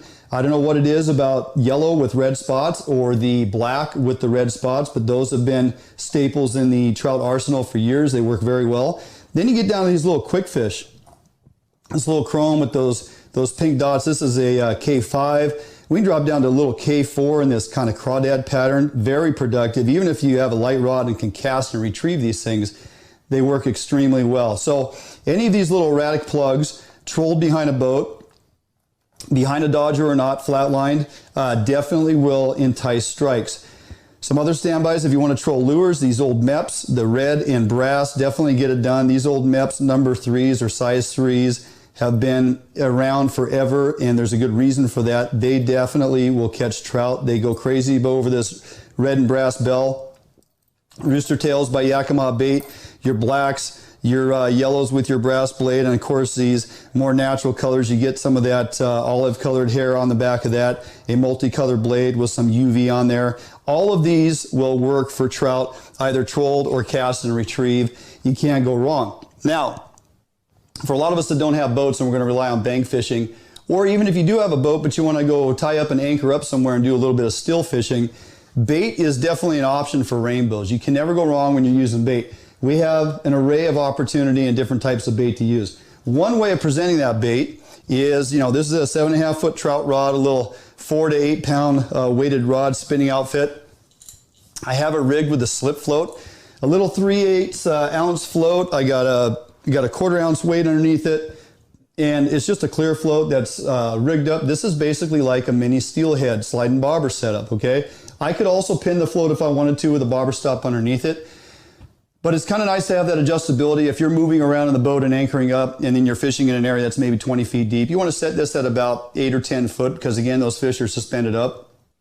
And so I rigged that slip bobber with a little sliding egg sinker underneath it. I put a bead between the float. I also put a bead above the swivel. Now I got a barrel swivel that terminates at the main line. And then we go to about a 2 foot leader or so. And I just simply put on a nice little size 4 or size 6. Some guys run down to a size 10. I like to use a little bigger hook when I'm putting bait on there, just simply so easier to get the bait on. And typically I try to hook fish more outside the mouth, on the edges of the mouth or the gums, versus having them swallow it clear down. If I get a little 6-inch rainbow that I don't want to keep and I get it in the lip, I can let that fish go. If it's down the gullet, I'm taking that fish home because it's going to bleed out and die. So one thing when you're using bait, you're pretty much fishing fish that you're going to keep. So if you do catch a fish and it's a little on the small side and it's bleeding, please take that fish out and don't just throw it back unless you want to feed the eagles. That's also an option, I guess. But we should keep those fish. So a sliding bobber, putting some eggs on, whether it's the Pautzke's got the new fire bait. These are synthetic eggs. They have tremendous scent, tremendous UV, and they go on the hooks really easy. And it's a durable bait. Some of the more natural eggs that are produced, when you put them on a hook, they might pop. These ones here hold up very well. They have a tremendous amount of scent. They have a tremendous amount of UV. The fish absolutely go after them just like a normal natural egg. They're non-buoyant, so you want to take these eggs and fish them under a slip float. You're going to do very well. There's an array of colors and scents that Pautzke's has come out with on these types of eggs. They're right in there with all your natural trout eggs. So give these synthetic eggs a look. If you haven't, you'll be amazed at the color, the smell, the durability of these baits, and they work very well. Trout eat them up, okay? That is an option for throwing bait if you're fishing a shoreline, or again, if you're anchored up in a boat. A slip float is something you definitely want to try. And it's great for the kids because they get to watch that bobber go up and down, and actually as adults too, you kind of get geeked out when you see that little bobber going up and down. It's a lot of fun. Another way to present bait is off the bottom. Nice thing about this time of year is the milfoil and the weeds are relatively short in stature, kind of like IT. But that being said, we have opportunity to fish bait off the bottom because it's not going to be buried in the weeds and the fish are traveling. If you're fishing shallower water and you're able to suspend bait up above the weed bed, you're going to find trout bite very well on bait suspended up. So I basically have, this is a rather large sinker. This is a 1/2 ounce sinker. If I'm fishing from a shoreline, I really want to throw it out there, I'm going to use this shorter trout rod. If I put a little 1/4 ounce lead on there, it's not going to go very far. So I do not mind putting like a 1/2 ounce egg sinker on there and really give that thing a hug to get on out a distance from the shoreline. I put that against a stopper bead to protect the knot on my barrel swivel. And in most cases, I typically start with at least a 3 foot leader because we're using baits that float up off the bottom. Lead sits on the bottom. I use a treble hook. Now this is a size 10 treble hook. And there's a good reason for that. If I'm using floating bait like Pautzke's fire bait, okay? So I'm gonna take some of this fire bait. We have a ton of different colors and scents. I basically take it out of the jar. I'm going to roll it into a small ball like this. If I'm using a single size hook, like that size 10 or 12, it's not going to stay on there very good. But if I take that treble hook and bury it into there and kind of form it around that hook, now that basically will hold on extremely well. And again, this is floating bait, and you want to put a piece big enough on there that floats your hook up off the bottom. So in theory, the weight is on the bottom, and this is going to actually elevate and float up. And in some cases, if there's no resistance, you will actually draw some of your main line through that as well a little bit. And when the fish picks it up, they can actually pull that and move it away from the weight, and they'll take it and turn and get hooked before they even realize there's a hook in their mouth. So a size 10 or 12 little treble hook to put that dough bait on there works extremely well. Don't try to do it on a single hook. You'll probably be disappointed in the results. I'm going to set that over here because I'm going to drag all that stuff right off the counter. Lastly, let me clean this up here. There are some other options. We have corn, we have trout eggs, we have synthetic eggs, we have fire bait that floats, we have Mike's marshmallows. You know, one thing that works well and has for years is now, especially now, we have scented and flavored. This is a garlic marshmallow with a very bright UV chartreuse marshmallow. It's soft, it floats, okay? I can use a single hook on my slip sinker if I'm not using dough bait and want to use marshmallows and eggs. I will go with a size 4 hook. Typically works pretty well. I'm actually going to put it right through the marshmallow, push it up above my hook so it's exposed, and then I might take one of these non-buoyant eggs and put it on there. Now again, this is rigged to my slip sinker, okay? And I'll put that up above the hook. Maybe I'll put 2 of them on there. The nice thing is these marshmallows are extremely buoyant. That nice little size hook and that marshmallow and those non-buoyant eggs, now I've created a buoyant lure. I can literally fish that off of my sliding sinker as well. And the nice thing is I have that hook completely exposed. So when those trout come after that bait, that hook's definitely going to get into them. And the marshmallow holds on very well. It's going to float that presentation up off the bottom just like the dough bait. And it's going to be suspended above the weed. So again, make this single hook presentation about a 3-foot leader down to your barrel swivel and through your sliding sinker. So that is an option. If you're going to use a single hook, I advocate using eggs and marshmallow. You could also use a piece of corn on there if you wanted to, along with the marshmallow. So you can put corn on there. Trout, along with kokanee, do like the corn. Again, that is a non-buoyant bait. So we're going to put that on with the marshmallow just like that. The other thing you can do with all these jars of corn is basically with all the different colors that you can get them in, pink, red, green, yellow, natural, whatever color you want, you can take a variety or any of these Atlas Mike's scents, and you can add that to your jar of corn and create something that not only has great color and UV, and it's durable because the corn is cooked and so it's kind of firm, but it holds on really well. And there's something about corn that draws trout and kokanee, and it works very well.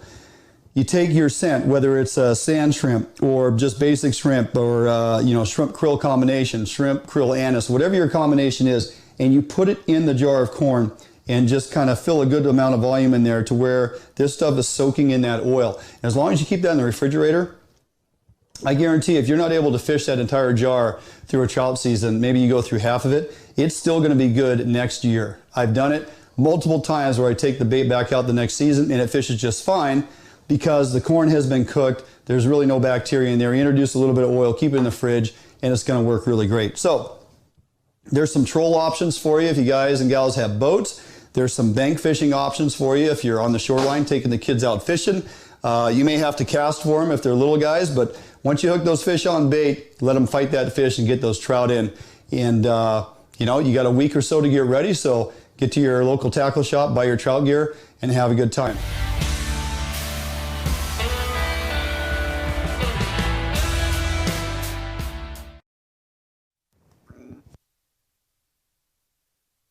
Go. Had to turn the mic back on. Anyway, hopefully you guys enjoyed that. Covered a wide range of information there relevant to trout fishing as our lowland lakes get open and they're stocked with tons of trout to the tune of over 6 million rainbows that are going to be stocked, 9 to 12 inches, upwards of 14. Plus we got our holdover fish that are in a lot of our local lakes. And of course, don't forget, WDFW is in fact will continue to run their season-long fishing derby, and a number of those lakes are planted with numerous trout with tags, and any of those fish caught with a tag, go to WDFW website. There's instructions on how to claim your prize based on the tag number, and as it is, Fish Hunt Northwest, we actually sponsored a tag to be put into a fish. I'm lobbying to try to get that fish put right here in our backyard. So folks can come here to Summit Lake. At some point, you can go after trout. If somebody is to catch that one with a tag on it, you're going to get a bunch of FHN swag. It's just something we opted to get involved with, and very happy to do so. So just a wide range of options there. Whether you're a bank fisherman or have a boat, do some trolling either on the oars or with a troll motor, or if you have a bigger boat and you have the luxury of downriggers and whatnot, it all is relevant. You know, early season trout, as I mentioned in that piece, easy to catch, near the surface, lots of options you can do, especially if you can get the kids out. And let's just hope that by the time we're in that first week of May, that our lakes are open and we are out there fishing and getting these kids out on the water, especially if the schools remain closed. What better time to spend with these youngsters and get them out there on our lakes going after these trout. And of course, as Tyler had mentioned on here, hey, what about the bass? Give the bass some credit. Yes, absolutely. Springtime bass fishing and our warm water species going after crappie, perch, and the whole gamut. Things to look forward to, even if it's going to be a slow progression to get back onto our saltwater fisheries and even our summer run steelhead and the tail end of this springer fishery that we may miss out on. We'll have to wait and see. So, you know, glass half full, let's look forward to these lake opportunities, and hopefully that gave you some ideas on how to get ready for that. Okay, gonna jump out for a quick break. We come back, we are gonna be in the kitchen with Chef Kelly and Sheri with a fantastic recipe, butter pheasant. And this one, I assure you, yeah, you could actually do this with chicken as well. But if you have pheasant in your freezer, this is one that you're definitely going to want to try. It's easy. It's a fantastic recipe, one that I truly enjoyed with some rice. Anyway, Chef Kelly and Sheri in the kitchen when we come back after this break right here on FHN.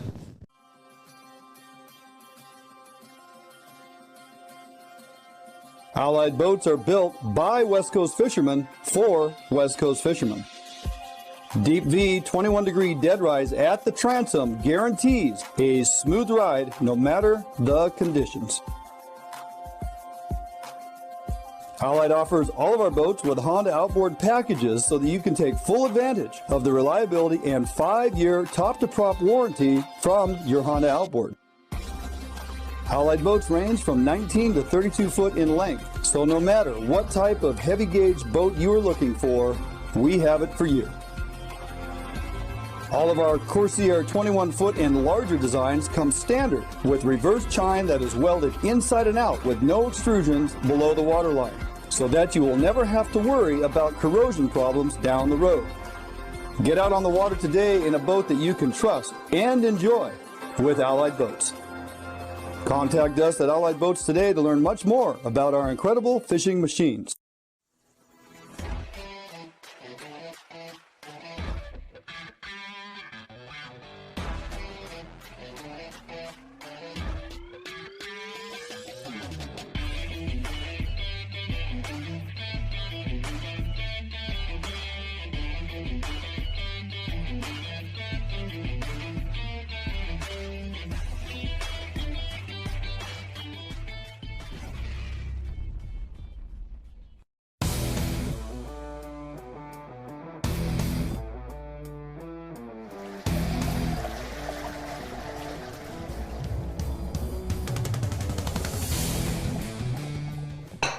Everyone, welcome back to Fish Hunt Northwest. We're here in the kitchen for the recipe of the week with Chef Kelly.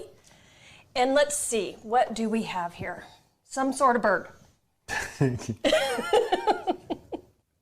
Just a guess. Yeah, it's pheasant. So, okay. So I love butter chicken, and so I thought that I was going to make a butter pheasant.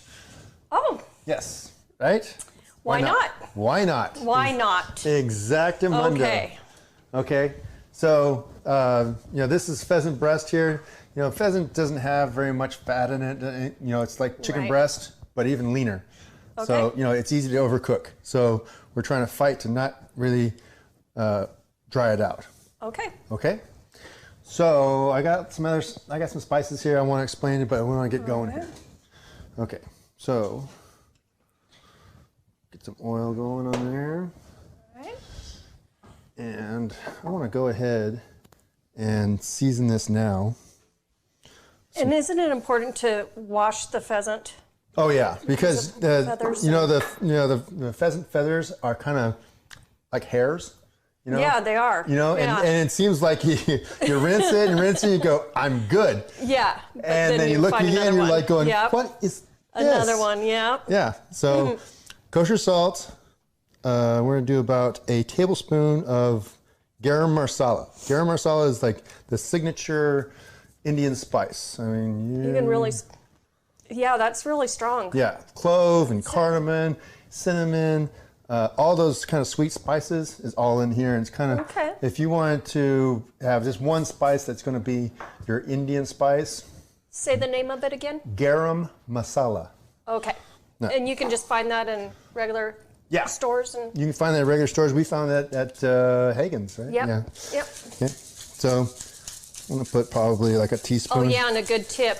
Buy it from the bulk. The bulk. Yeah, it was way cheaper. Save a lot of money. Yeah, and if you want to do that one recipe, you know, it's like, I don't want to spend it because literally like the jar was like $10. It was, yeah. So we have a little bit of cumin here. We're going to do 2 teaspoons of cumin and 2 teaspoons of chili powder. And you can up this if you want to. This reminds me of your 5-spice. Right? Yeah, 5-spice pheasant. That was pheasant too. Yeah. Yeah. Okay. Okay, so I'm just mixing this up here just to make sure it gets all coated evenly, right? Okay, so we're going to get that going. And actually, we're going to add our onion right now, too. Okay, so that's just regular yellow onion? Yeah, this is a regular yellow onion. Diced? Yeah. Okay. So the basic premise of butter chicken is that it's a tomato cream sauce with Indian spices. Okay. So that's pretty simple, right? So we have our Indian spices already. We're using tomato sauce as our tomato product. Some people use tomato paste. I'm not a big fan of tomato paste. I think the tomato paste sometimes has like this raw tomatoey flavor that I'm just not a big fan of unless you absolutely cook that out of it. Okay. Okay. So that looks like it's kind of chunky. Yeah, and I like it a little chunkier. Some people like it, you know, different than. So just the can of it, and it's a chunky tomato sauce. Yeah. Yep.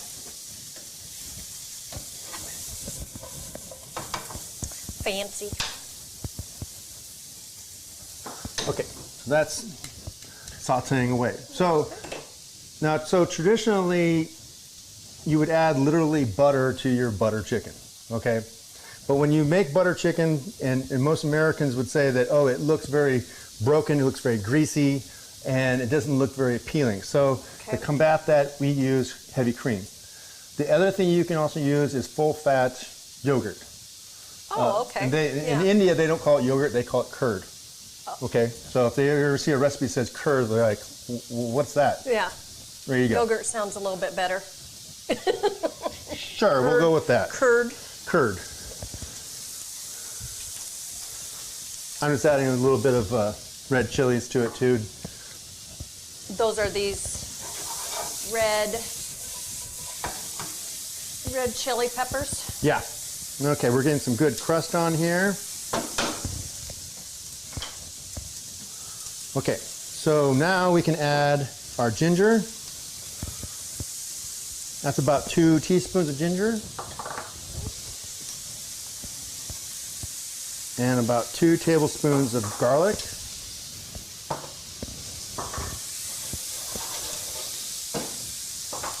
Pretty quick little recipe here.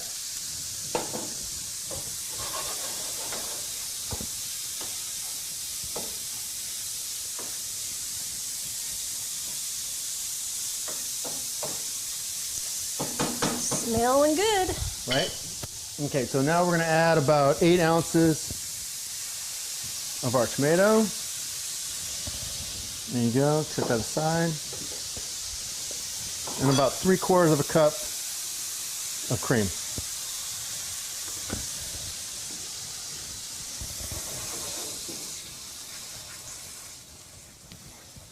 And just like that, it's cleared off.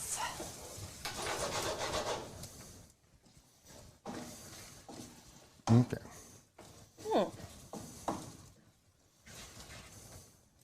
Now as this reduces down, it's going to get a little deeper, richer color. If you wanted to, you can add just a little bit more tomato product in there. And does it thicken up too? Yeah, of course. Yeah. Okay. Okay, so traditionally, you would serve your butter chicken with basmati rice. So, and I need to touch on like how do you make basmati rice? Well, it's actually boiled. So you boil it like pasta. Right. Okay, so you're gonna put in your boiling water and you're gonna take some out and you're gonna eat it and see if you want to have like kind of like 75% done. That's basically the only way I can describe it to you. Al dente. Al dente. Rice. Right? Okay. And so you're gonna take it out and then you're gonna rinse it with cold water. Okay, and then we're gonna put it back in. So I use this. This is a non-stick pot. Right. Okay, this is a non-stick pot, and so I just kind of like gently kind of pour it back into the center of the pot, and then I'm going to take my wooden spoon and then just kind of poke vent holes, like about 5 or 6, around, and then put like about 2 or 3 tablespoons of olive oil on it, and then put it on for about 30 minutes, but just kind of check on it. Okay, and, so you've had it on there for 30 minutes? Okay. Yeah. And so, yeah, and I also put the lid on with a tea towel so that it kind of keeps those drippage kind of from going back into the rice. Oh, I see, okay. Okay, so, and that's how you make basmati rice. And it really guarantees that it's going to be fluffy and delicious. All right. Okay, and so we're there as fast as it goes.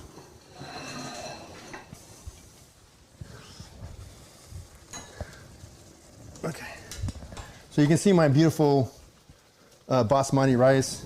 It's nice and fluffy. Okay, right there. Yeah, so fluffy and separated it is. Oh, yeah. Yeah, it pretty much guarantees it. If you just do that technique that I told you, you'll always have this beautiful fluffy rice. Don't burn yourself. Oh no, that's good. We're good. Okay. And you gotta love the smell of that basmati rice too.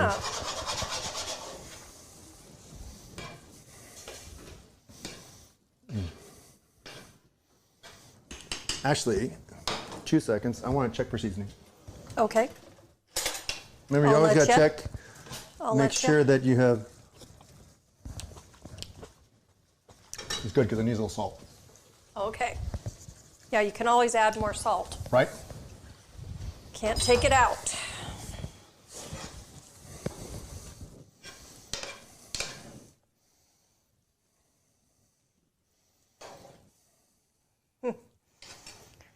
Pretty sure this is going to be one of my favorites.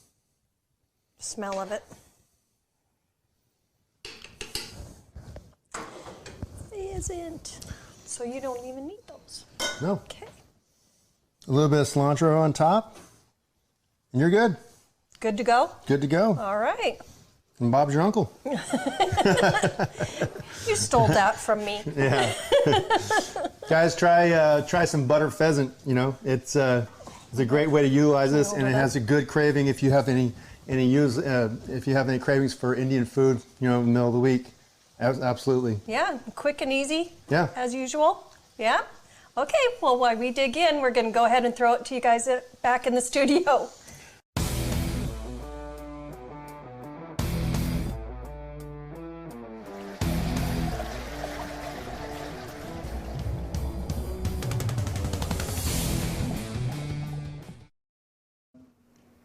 Hey, welcome back in the studio. Hopefully you enjoyed that. Plenty of folks hanging on here this evening, watching that on through the end. Appreciate that.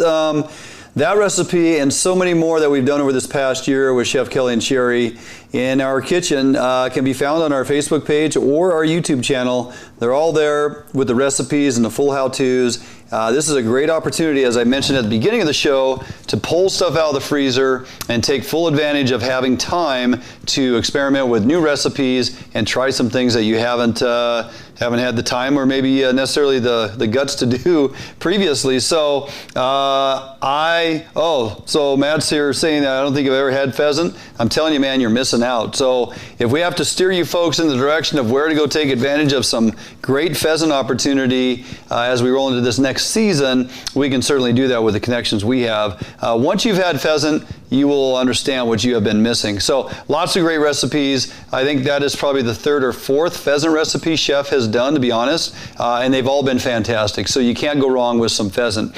Okay, with that, we're going to jump out for a quick break. We come back, we're going to close out the show and announce the winner of our photo contest, Meal of the Day photo contest, with all the great food that's hitting the social media and all the photos being put up there. Thought it would be appropriate to put on a short couple-day photo competition, and we're going to announce that winner and what you're getting prized up with. We come back after this quick break right here on FHN.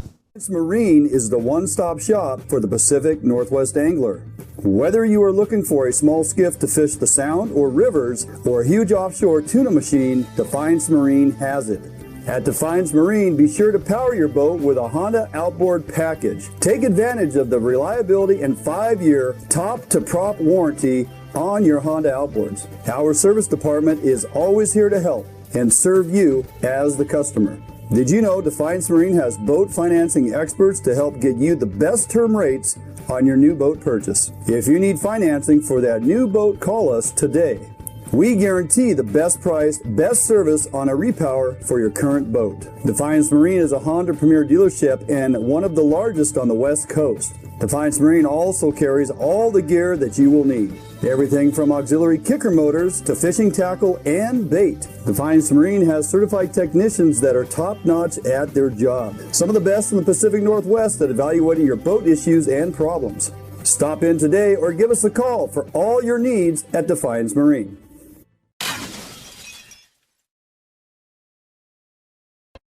At Metals Supermarkets, we understand your need for fast access to a wide variety of metals, so we've made it easy. Our network of stores carries a wide variety of metal in all different types, shapes, sizes, and grades, with no required minimum order size. Who could ask for more? Simply tell us your dimensions online, on the phone, or in store, and we'll cut or process the metal to your desired size, often while you wait. We offer same-day service and can deliver the metal right to your door or job site. We even source hard-to-find metals, so no matter what you're looking for, Metal Supermarkets can provide it for you. And we're conveniently located with brick-and-mortar stores in Seattle and Portland, so you can check out our extensive stock for yourself. Superior customer service is guaranteed. Quality service from real people who know metal. We are the small quantity metal experts. To place an order, simply call a store to talk to one of our knowledgeable customer service representatives. Fill out a quote request online, order off of our e-commerce website, or visit one of our many locations and pick out the metal you want. Whether you're a small or large business, government, homeowner, or hobbyist, we make it easy for you to buy the exact metal and just the amount you need. We've been doing this for over 30 years, so we know how to get it done. Metal Supermarkets, the convenience stores for metal. Visit or call a Metal Supermarket store near you today. What if there was a smarter way to search for your new home? Introducing the Better Homes and Gardens real estate website and mobile app. This revolutionary new search tool puts your needs first. Narrow your search to what matters most to your family, like school data, school districts, and even walk scores. Get easy access to your local affiliated agent, as well as unique and local insights about neighborhoods and properties directly within the app. With synced and saved preferences, you'll always pick up wherever you left off. Get your smarter search started today with Better Homes and Gardens Real Estate.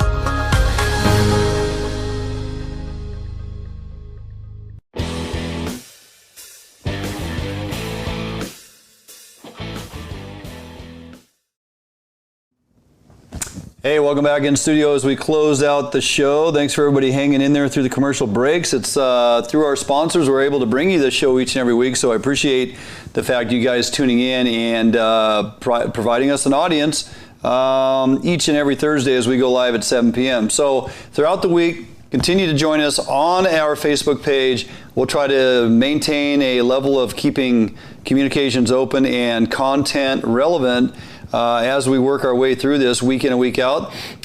There's still going to be plenty to talk about, and lots of things we could be doing to pass the time, whether it's maintenance on your boats, tearing down and cleaning up, lubing up your reels, cleaning your fishing rods, organizing tackle. This week I'm going to tackle a whole bunch of stuff in my bait lab gear room and basically dismantle a whole bunch of kokanee gear and rebuild a whole bunch of new lures getting ready for this season. And perhaps that'll be kind of segue into a how-to next week as we prepare for the season at some point. You know, at some point we're going back fishing. So take opportunity now to get that stuff done. Take opportunity now to get ahead on some, you know, the weather's going to be real nice this next week. Maybe it's getting outdoors and actually doing yard work. God forbid, I may even have to break out the squeegee and get the windows cleaned here at the house and get all them honeydews out of the way so when fishing is full on ready to go and we're back on the water, all that stuff is behind us and you have plenty of time to fish. So just looking ahead, keeping the glass half full, as I like to say. Going to announce the winner of our photo contest this week. It was Maya Paul. Put a photo of a slow roasted salmon with citrus herb salad. Looked absolutely fantastic. Great photo. Tasty looking treat, by the way. And that was just something to throw out there to keep people engaged. Give you opportunity to show your creativity, your ability on in the kitchen as well as behind the camera. Put that all together and post up some great recipes for us and some things to look at, seeing as how we don't really have pictures of fresh and relevant fish, fowl, or game. So we may perhaps do that again this week because the response was pretty good and would like to keep people engaged in helping drive content. So Maya Paul, be sure to message us here on Facebook. If she's not watching tonight, somebody reach out to her and let her know. Hit us on Messenger on Facebook. Give us the phone number and information. Sheri will give you a call and we'll hopefully get that in the mail to you in the next week or so. T-shirt and hat, decal of your choosing. Anyway, Shing will take care of you. We'll get you prized up. So appreciate everybody tuning in tonight. Take time this week to spend with the family and the kids. Get outdoors, do some exercise, do what you can, get the honeydews done, and let's all stay positive and focus on the fact that eventually we're going to get back to fishing. To what form or fashion that looks like, we have yet to see. But hopefully we get updates next week, April 6th from WDFW, and if in fact they're going to reopen anything by April 8th, time will tell. So have a great week, keep it safe, wash your hands, and we'll see you next Thursday.